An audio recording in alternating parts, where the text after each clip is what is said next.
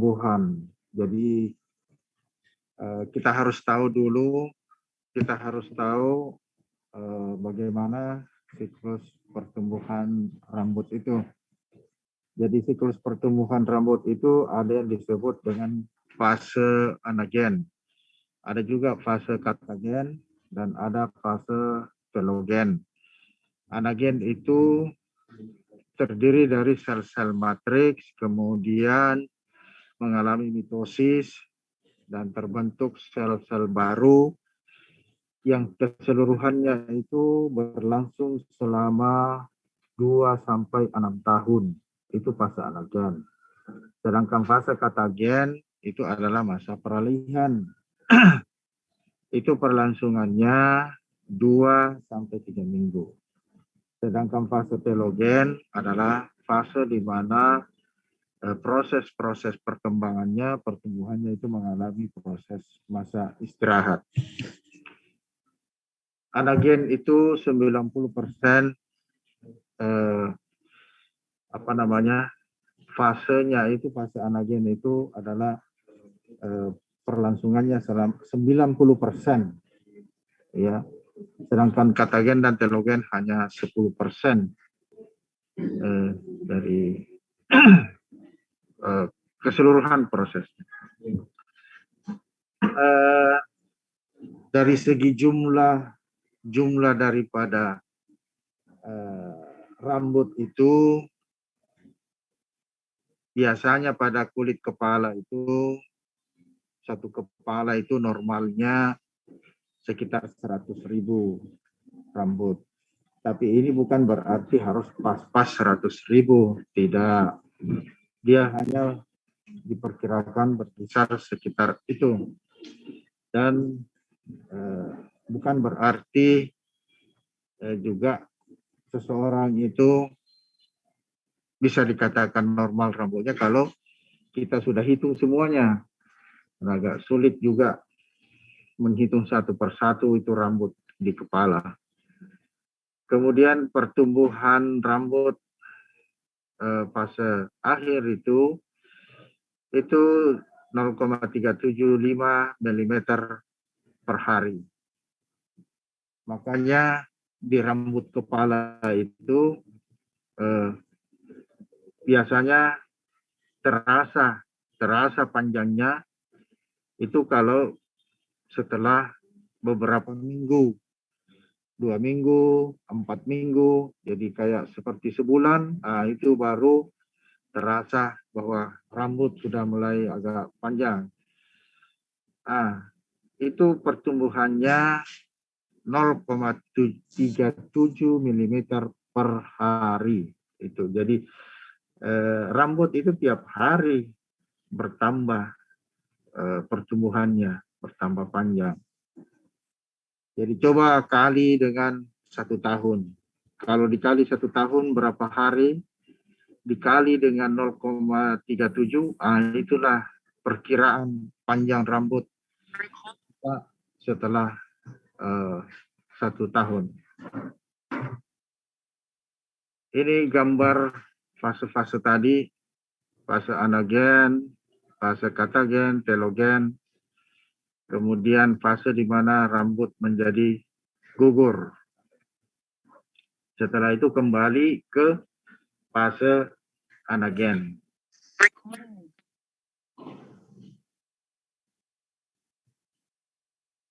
Jenis-jenis rambut pada manusia itu ada yang namanya rambut terminal dan ada rambut velus. Kalau rambut terminal itu dia bentuknya kasar, banyak pigmen. Jadi dia kelihatannya hitam sekali.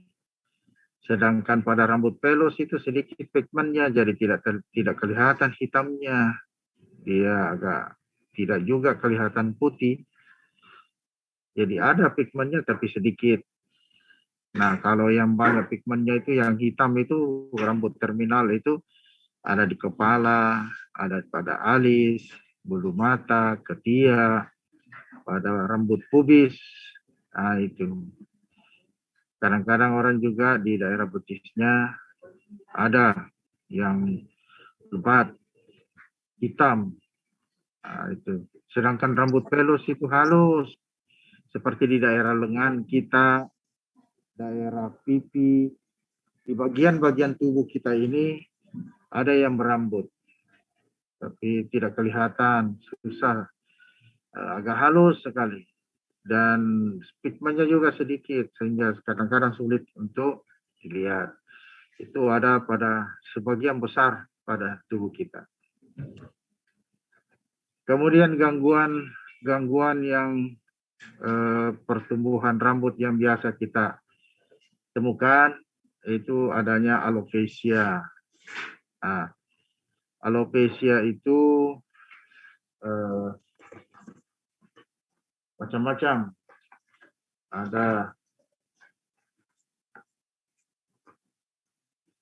Ada alopecia universalis, ada alopecia totalis, ada alopecia areata. Alopecia artinya kebotakan. Jadi kebotakan itu banyak macamnya. Kalau areata kebotakannya setempat, batasnya tegas, biasanya bulat-bulat. Bulat-bulat di daerah kepala, kayak uang logam. Sedangkan alopecia totalis itu seluruh rambut kepala, botak total kepala. Jadi kalau universalis, ya kebotakannya itu rambutnya menjadi gugur, itu seluruh rambut tubuh.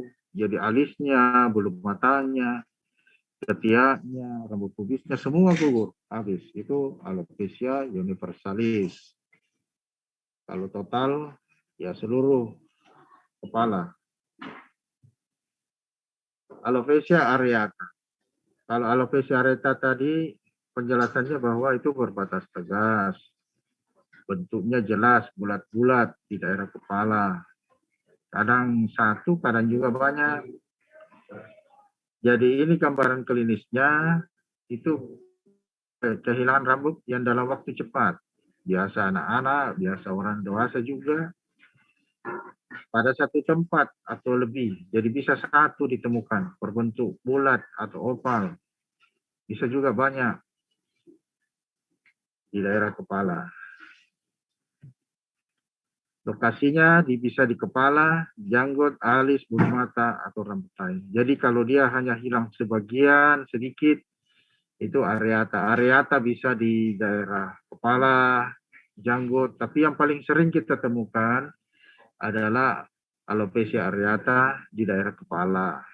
Janggut bisa, alis bisa, bulu mata bisa, tapi jarang kita temukan.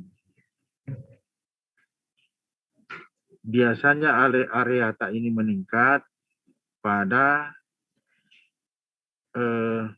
kondisi-kondisi disertai oleh penyakit-penyakit, adanya penyakit dermatitis atopi, atau dermatitis seborrheic, ada Down syndrome, ada penyakit autoimun, ada tiroiditis atau vitiligo. Itu biasanya ditemukan secara bersamaan. Penyebabnya ya pada umumnya bersifat autoimun, faktor genetik bisa karena stres emosional bisa. Pemeriksaan histopatologi, kelainan yang ditemukan, rambut kebanyakan dalam fase anagen. Folikel rambut terdapat dalam berbagai macam ukuran, tetapi lebih kecil dan tidak patah. Jadi tetap ada folikel rambutnya. Jadi apakah alopecia areata bisa tumbuh kembali rambutnya? Bisa, karena akar rambut, folikel rambut masih ada. Kemudian bulbus rambut di dalam desmis dan dikelilingi oleh infiltrasi limfosit. Diagnosis banding daripada alopecia areata kita bisa lakukan dengan membandingkan dengan dunia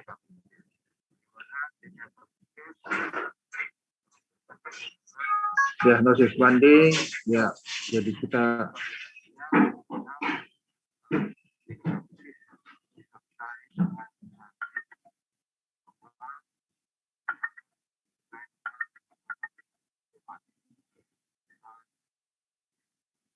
juga dibedakan dengan lupus trichotillomania. Trichotillomania juga diterima bahannya, sudah diputar videonya. Saya hanya melihat sepintas saja, nanti saya persilakan kita diskusi ya.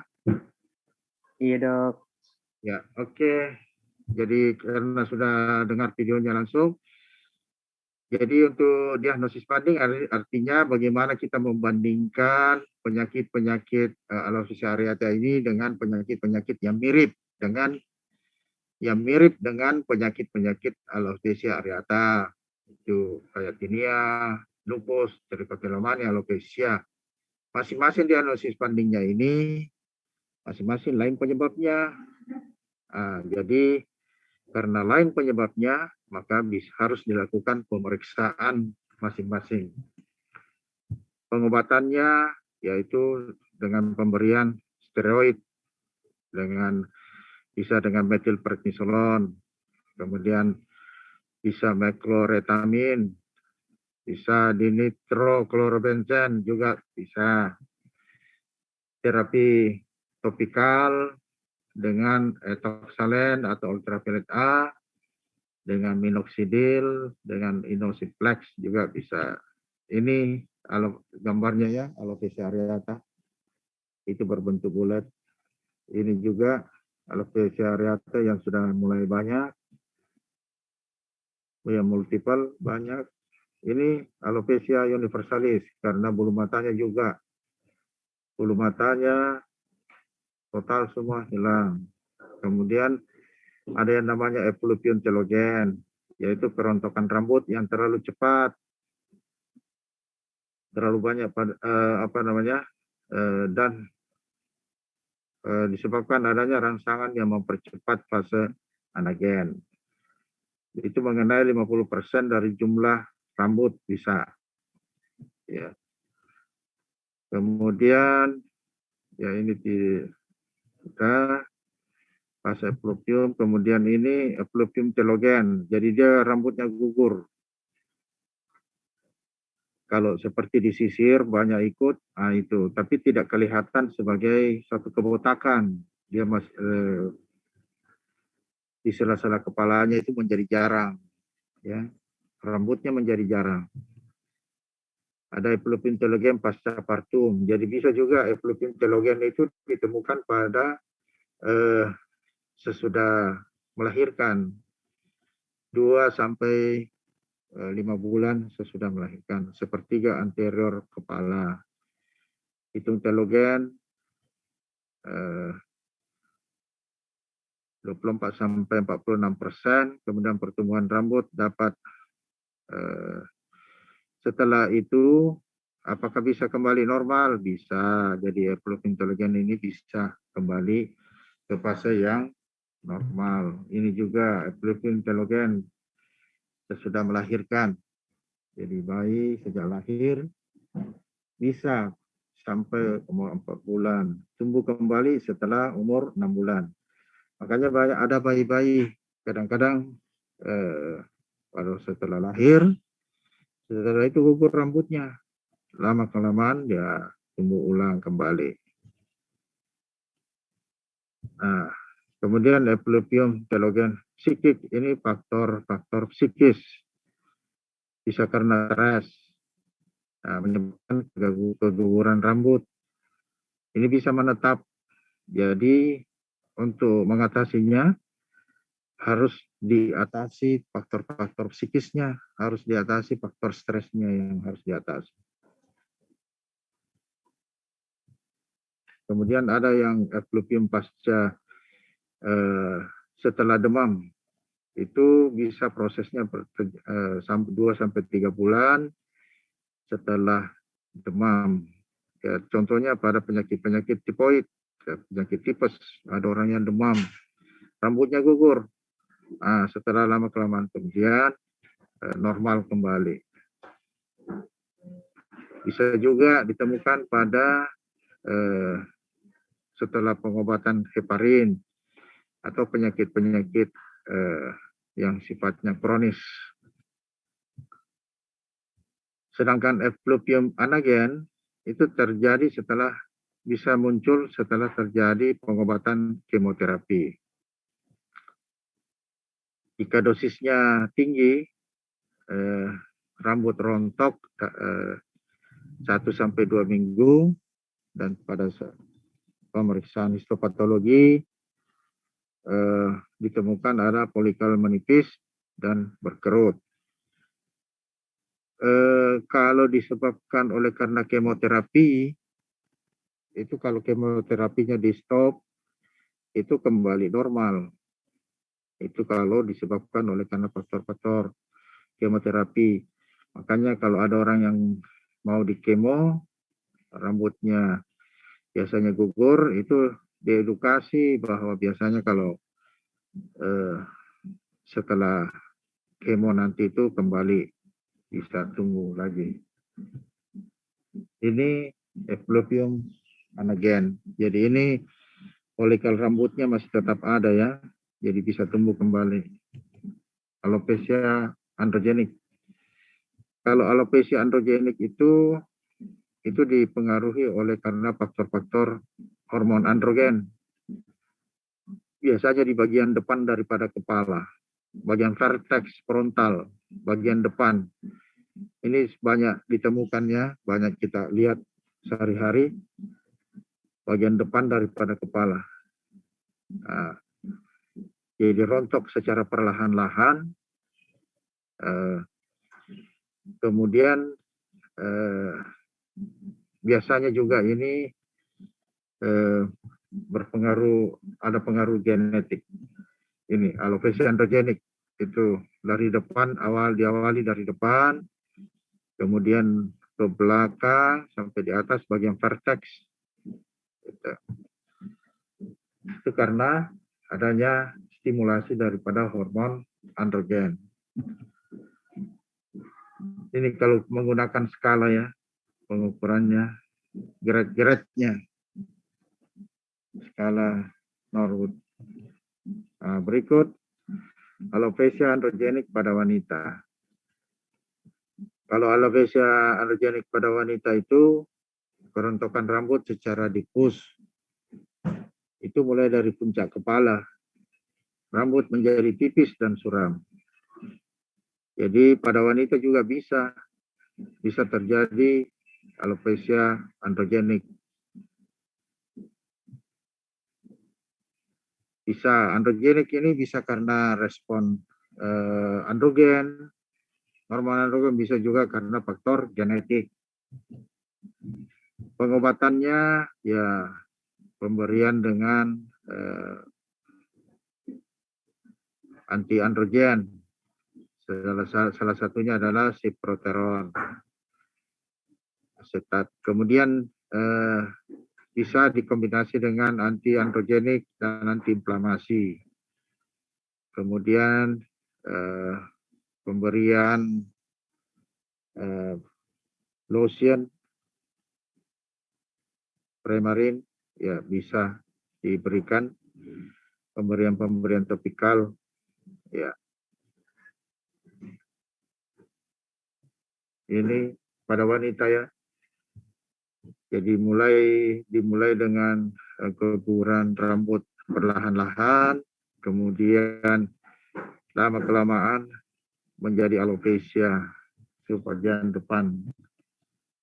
Ada juga yang namanya trichotillomania.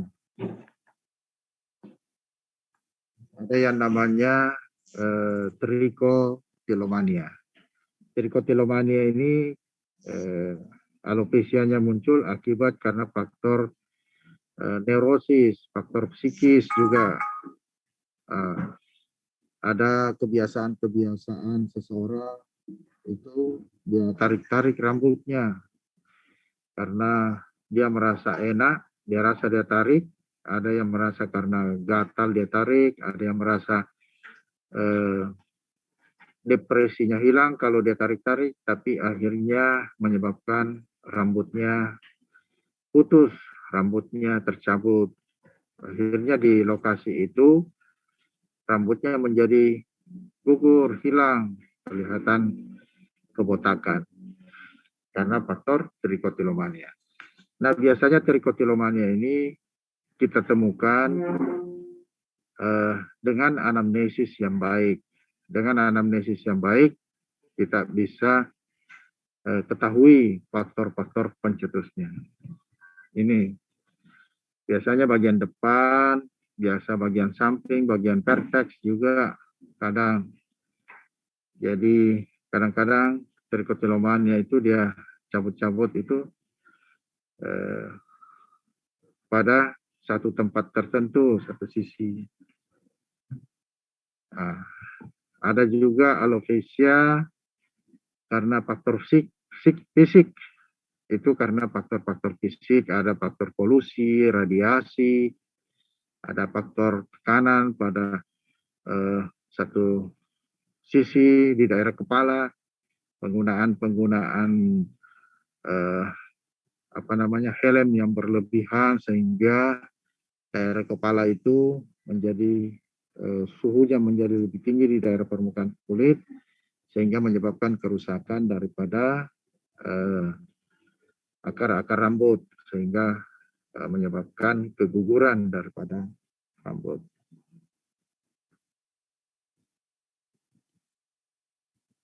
Ada juga orang yang sering menggunakan sisir panas karena untuk meluruskan rambutnya. Ini karena faktor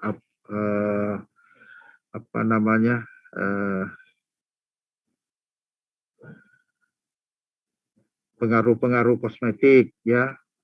Karena ingin membuat lurus dia punya rambut, dia gunakanlah sisir panas. Dengan penggunaan yang sering sekali, akhirnya rambutnya menjadi rusak.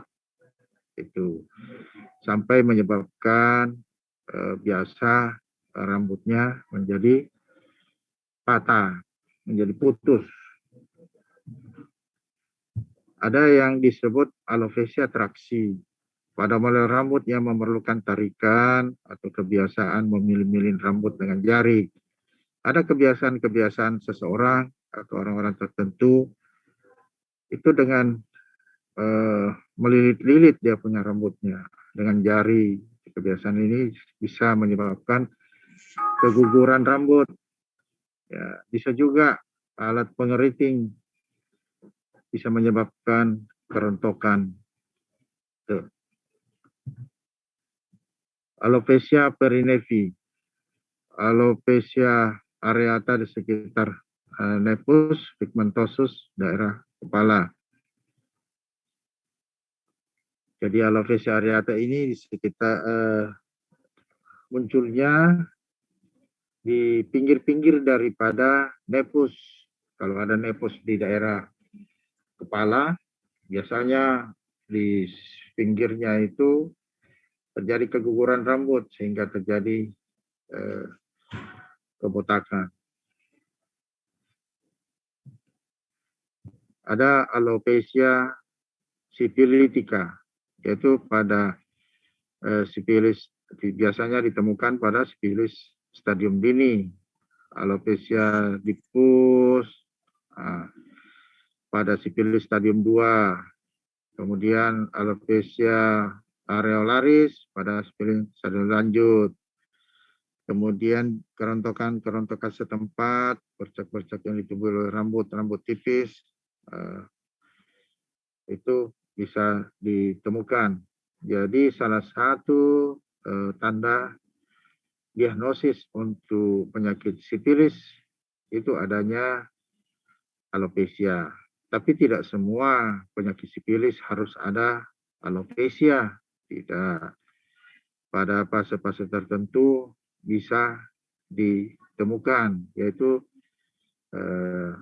pada stadium dini, stadium 2 awal, dan stadium 2 lanjut. Ini salah satu contohnya. Jadi dengan anamnesis yang baik, dengan pemeriksaan darah, dilakukan pemeriksaan PDRL dan pemeriksaan TKA juga kita bisa mengetahui bahwa ada faktor-faktor penyakit-penyakit sifilis. Alopecia yang lain yang bisa saja terjadi itu kayak seborrheic. Ya tentunya ini didahului oleh karena penyakit-penyakit seborrheic. Alopecia musinosa, alopecia akibat radang, penyakit-penyakit tertentu, akibat tinea capitis. Kemudian alopecia karena kelainan endokrin. Iya, kalau gangguan-gangguan endokrin. Alopecia karena obat-obatan. Banyak sekali obat-obat sekarang itu yang bisa menyebabkan alopecia. Begitu juga dengan alopecia kongenital bisa kita temukan. Kelainan bentuk dan warna rambut. Ada trichoexis nodosa. Itu disebabkan oleh karena adanya trauma mekanik, termis kimiawi, faktor-faktor neurosis, sering gosok-gosok rambutnya. Ada kebiasaan-kebiasaan jelek untuk menggosok rambut. Kemudian rambutnya kadang-kadang juga hancur, terbelah, dan mudah putus. Ya, terapinya dilakukan pemotongan rambut dan harus dilacak apa faktor-faktor pencetusnya. Hilangkan itu faktor pencetus. Ini trichoexis nodosa. Ada juga monelektrix pada anak usia beberapa bulan, ditemukan pada anak-anak kecil. Rambutnya ada bagian yang melebar, ada bagian yang lebih tipis, seperti kumparan yang diselingi segmen-segmen atrofi.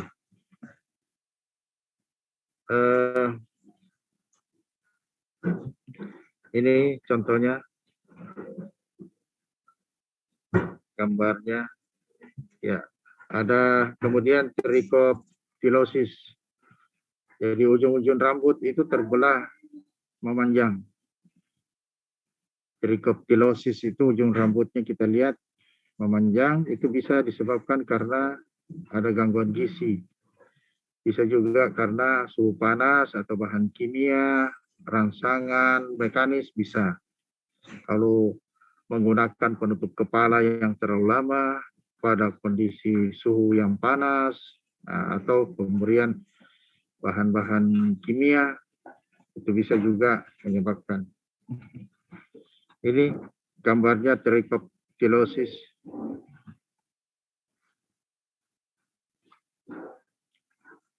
Trichoptilosis, ya, ujung-ujungnya pecah-pecah, cabang.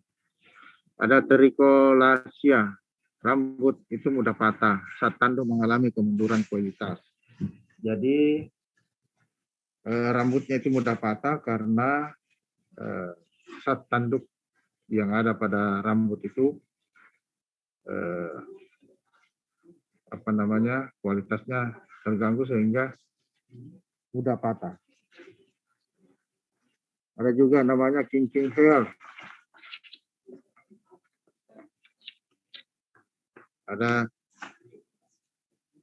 Ada kinking hair, yaitu kelainan rambut yang abnormal, berlekuk dan berputar. Ada bagian temporal itu meluas ke parietal, kemudian di frontal, sehingga rambutnya tampak seperti wol. Ya, ada gambarnya. Kelainan kelebatan rambut.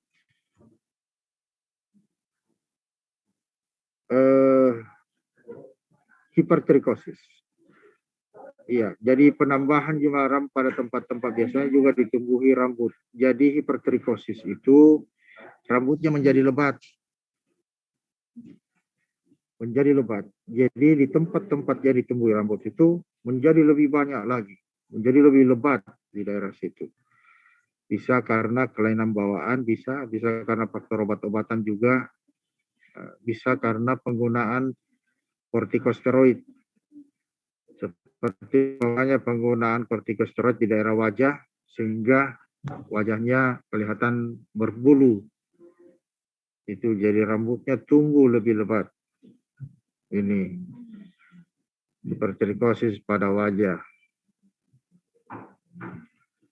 Ada hirsutisme, pertumbuhan rambut berlebihan pada wanita dan anak-anak pada tempat sekunder.